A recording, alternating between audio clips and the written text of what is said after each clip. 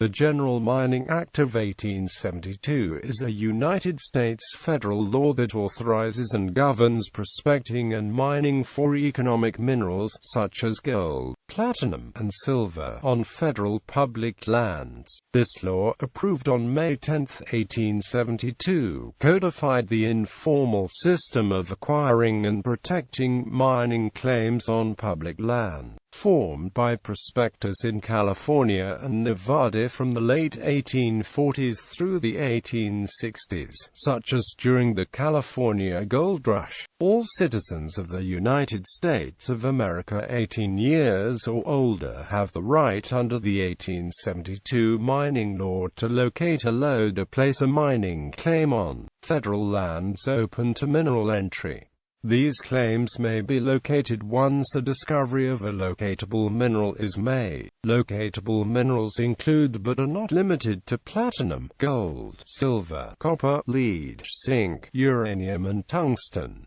Western Miners Codes. Miners and prospectors in the California Gold Rush of 1849 found themselves in a legal vacuum. Although the U.S. federal government had laws governing the leasing of mineral land, the United States had only recently acquired California by the Treaty of Guadalupe Hidalgo, and had little presence in the newly acquired territories. Miners organized their own governments in each new mining camp, and adopted the Mexican mining laws then existing in California that gave the discoverer a right to explore and mine gold and silver on public land. Miners moved from one camp to the next, and made the rules of all camps more or less the same, usually differing only in specifics such as in the maximum size of claims, and the frequency with which a claim had to be worked to avoid being forfeited and subject to being claimed by someone else. California miners spread the concept all over the West with each new mining rush, and the practices spread to all the states and territories west of the Great Plains.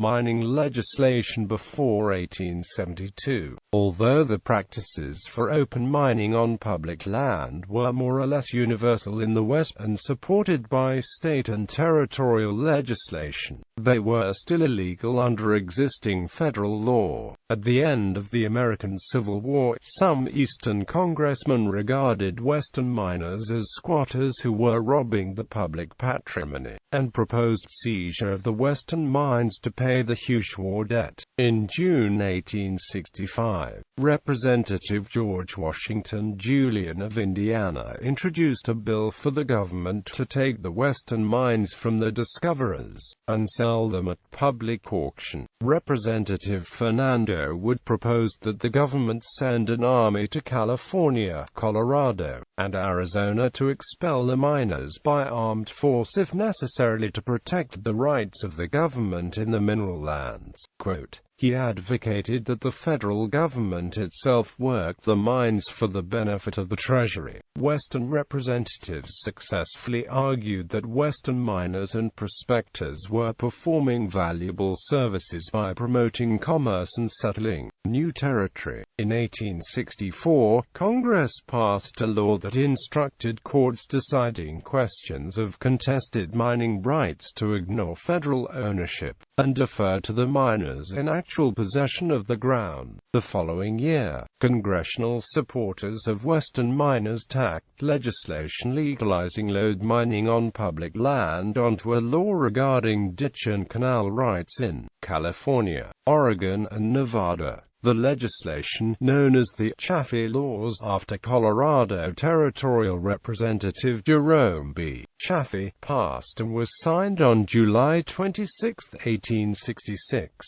Congress extended similar rules to placer mining claims in the Placer Law, signed into law on July 9, 1870.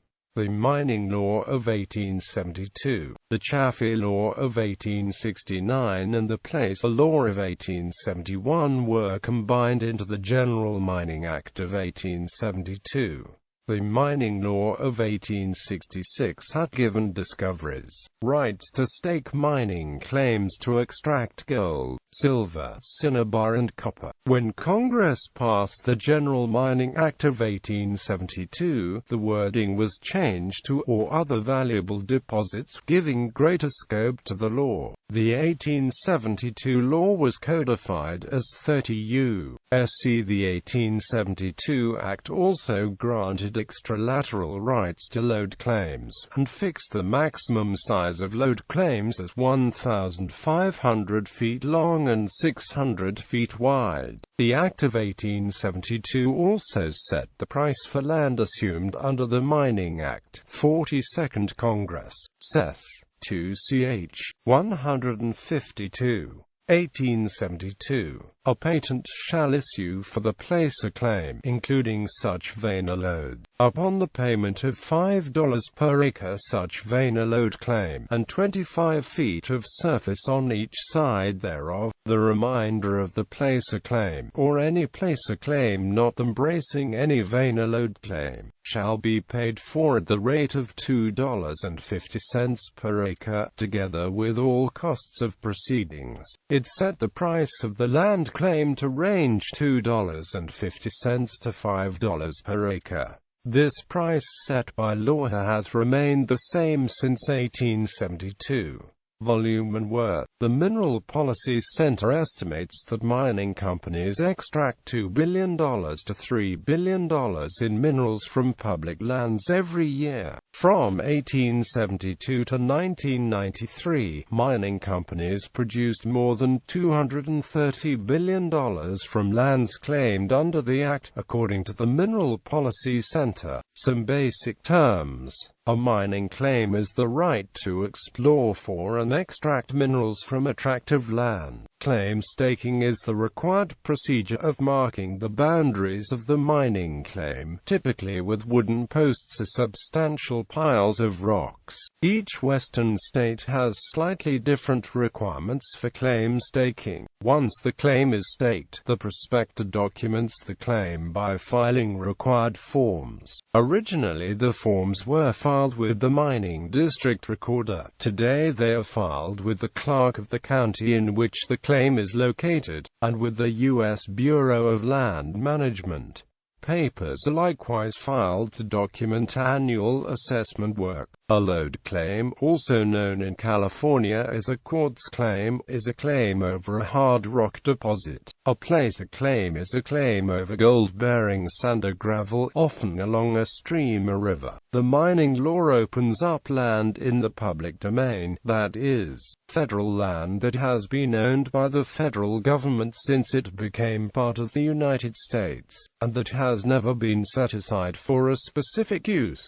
Land dedicated for specific uses such as the White House lawn, national parks, or wilderness areas is not subject to mineral entry. Land west of the Great Plains managed by the U.S. Forest Service or the Bureau of Land Management, unless designated as wilderness area, is generally open to mining claims. Federal land on or east of the Great Plains was generally acquired by the federal government through purchase, and so is not considered public domain, and is not subject to mining claims. The mining law applies to some mineral products, but not others, and a list has changed over time. Since 1920, the list of locatable minerals does not include petroleum, coal, phosphate, sodium, and potassium. Rights to explore for and extract these are leased through competitive bidding. Common construction materials such as sand and gravel are obtained by purchase. All mining claims are initially unpatented claims, which give the right only for those activities necessary to exploration and mining, and last only as long as the claim is worked every year. For instance,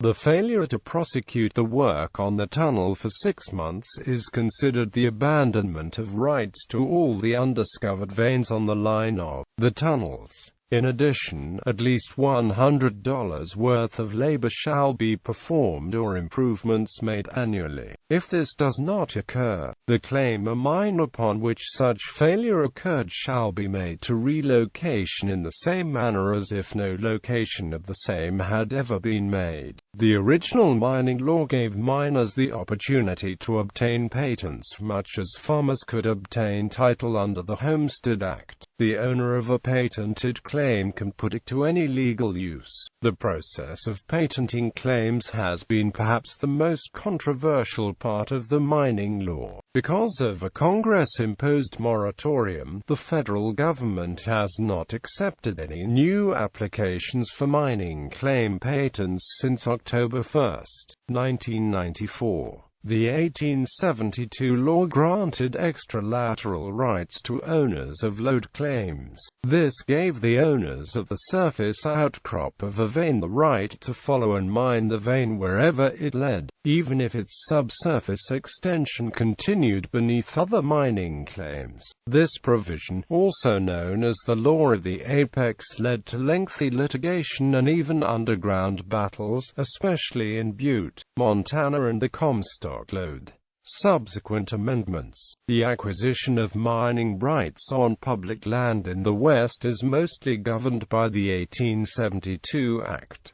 Subsequent changes to the law include Timber and Stone Act, an 1878 law that allowed private purchase of mineable government land was codified as 43 U.S.C. sections 311, 313, but subsequently repealed. The Mineral Leasing Act of 1920, 30 U.S.C. sections 181A, SEQ, which made certain non-metallic minerals, such as petroleum and oil shale, not open to claim staking. The Mineral Materials Act of 1947, 30 U.S.C. section 601A, SEQ, which provides for the sale or public giveaway of certain minerals, such as sand or gravel.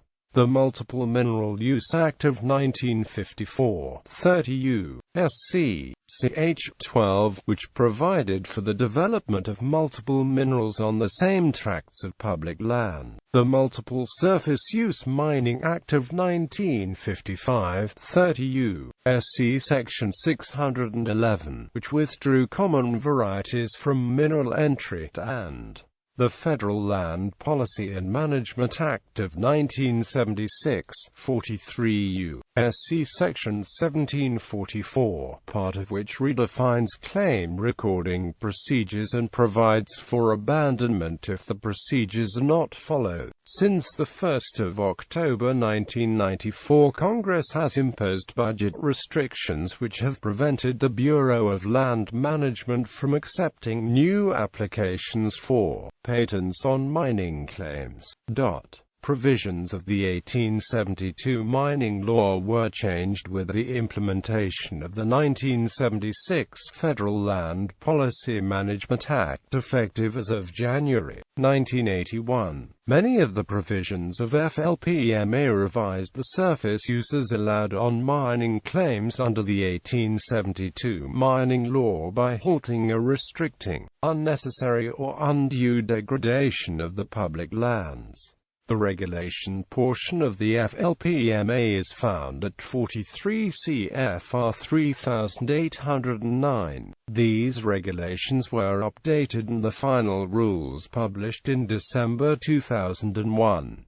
These rules effectively replace many of the 1872 mining law provisions and require mining reclamation, financial guarantees for reclamation to the federal government, mining claim occupation permits and detailed mining plans of operations to be submitted to the governing agencies before disturbing the surface. Current controversy. The Democratic control of Congress from 2007 to 2011 brought a new chair to the Resources Committee. Wahida Richard Pombo lost the 2006 election and was replaced by Nick Rahall from West Virginia, who has been a strong critic of the mining industry. However, others, such as Wahida, Steve Pearce, ranking Republican on the Minerals Subcommittee, and WHEDA, Don Young believe that the 2001 surface management regulations address modern-day concerns and that implementing further restrictions on the industry or imposing royalties would force even more of the domestic mining industry out of the country. As stated by Congressman Pearce, why would we as a nation want to send rare metals and uranium mining offshore, then wind up reliant on foreign countries for the raw materials we need for our industries and new power plants? We need to learn from past mistakes such as our reliance on the Middle East for our petroleum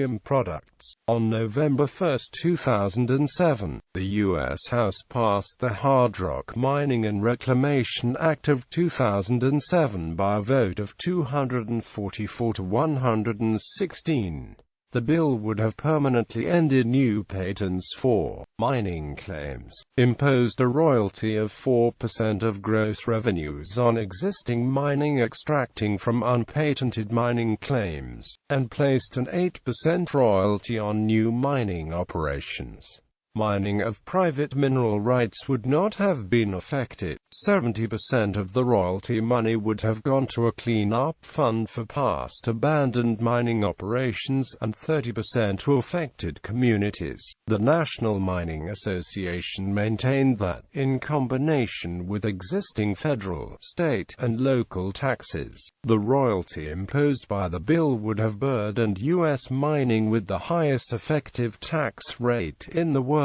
The bill was not acted upon by the Senate, and died at the end of the 110th Congress in January 2009. The Hardrock Mining and Reclamation Act of 2009 was introduced in the U.S. Senate by Jeff Bingaman, but died in committee. The proposed bill provided that the Secretary of the Interior will establish a royalty rate of from 8% to 15% of the value of locatable mineral production from any new mines on federal mineral lands. Mines in production on the date of the bill's enactment would not be subject to the royalty. In addition, a reclamation tax of from 0.3% to 1%, the rate set by the Secretary of the Interior, would be levied on all hard rock mining operations, new and existing, on federal, state, private, and tribal lands. The royalties and reclamation taxes would be used to reclaim abandoned hard rock mines. The proposed legislation was backed by the Obama administration. Interior Secretary Ken Salazar stated, "There is a new administration in town, and we want to see the 1872 mining law reformed." Quote. However, in 2010, Senate Majority Leader Senator Harry Reid, who was thought to oppose the bill, has written, announced that, due to other legislative priorities, the bill would not be acted upon before Congress adjourned, and so the bill died at the end of the 111th United States Congress in January 2011.